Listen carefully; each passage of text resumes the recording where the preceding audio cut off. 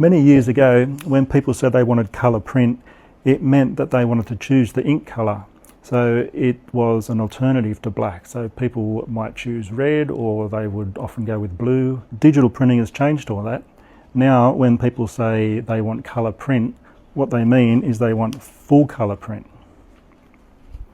Full colour print is possible by mixing these colours together: cyan, magenta, yellow and black, or CMYK. K stands for key, because black used to be the key plate that printers would register the other colours to.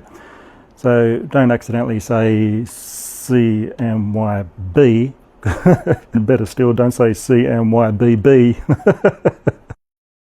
Next time you ask for colour printing, if you want to be really sophisticated, say that you'd like your printing done in CMYK.